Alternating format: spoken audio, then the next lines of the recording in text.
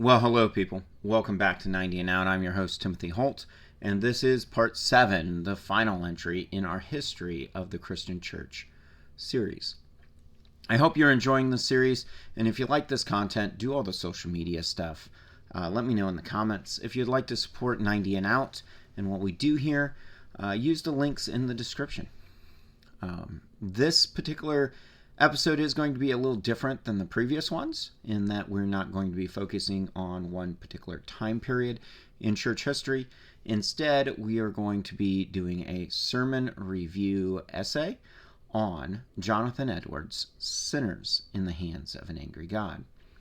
So without further ado, let's jump right into it and let's look at God's love and judgment. A review of Johnathan Edwards' sermon, Sinners in the Hands of an Angry God.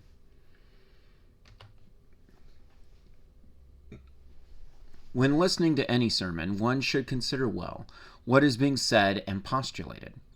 Does the speaker read the reference text? Does he provide historical context and culture for that text? Does he justify or give purpose for the text for today? Does he preach the gospel of Jesus Christ, insomuch as to show we are sinners, separated from God, and in need of a Savior? Jesus of Nazareth being that perfect Savior. Lastly, let us look at the overall composition and presentation of the sermon. Does Johnathan Edwards meet or exceed these expectations with his sermon, Sinners in the Hands of an Angry God? Let us look at the first question. While reading Edwards' sermon, I found it inescapable how he reads and references various texts to support his premise. First is Deuteronomy 32:35, followed by Psalms 73:18 and 19, continuing with Luke 13:7 and John 3:18. Edwards does not shy away from the source text and bases his exposition on the text, proclaiming God's sovereignty and justice. Edwards insists everyone is, at any moment, subject to God's judgment, and is only by God's grace that anyone is not sent at any time to hell and destroyed. I cannot list all of the texts Edwards quotes, reads, or references throughout this sermon without droning on and risking losing my audience.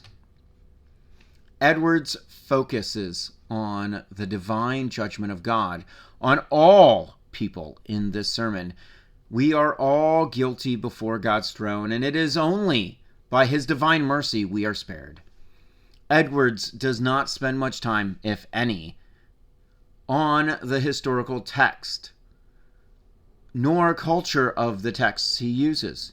Instead, he insists the truth of our guilt is universal and not beholden to one people, nor during one time. Edwards insists God's righteousness is forever and eternal.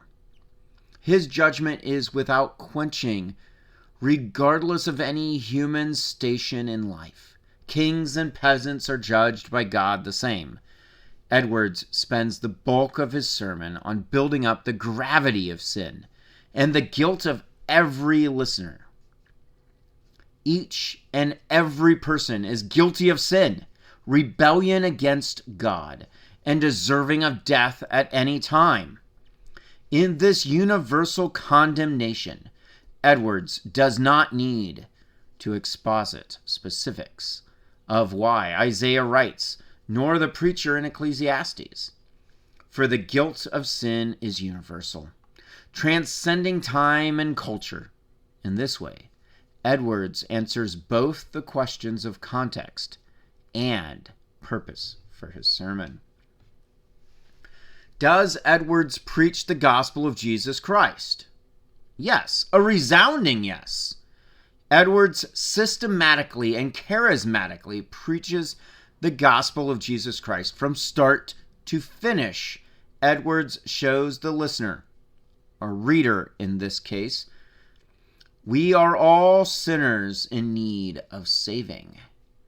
Edwards' divine grace through Jesus Christ is what saves. It is up to that individual to claim that grace for themselves. Lastly, let us look at the overall composition and presentation. Edwards presents multiple points in quick succession at two different points in his sermon. I found this to be unhelpful and distracting. I felt these lists of points were not differentiated well enough to warrant being considered separate points, but rather continuations of the same point, namely, all have come short of the glory of God. Overall, I can see how this fire and brimstone style of preaching caught on and became the hallmark of the Great Awakening. Yet I found myself less convicted and more intrigued. I was expecting Edwards to refer to John 3:16 and 17 when he went to verse 18 of that same chapter, yet he did not. I found myself anticipating Edwards to reference Romans 3:23 as I just did, yet he did not. Edwards' sermon, Sinners in the Hands of an Angry God, states God is merciful, but one could miss it with the distinct focus on the wages of sin being death and destruction. Only in the last moments does Edwards point the listener to salvation through Jesus Christ. He paints a picture of God just waiting to send people to hell. This picture has persevered in Christianity ever since.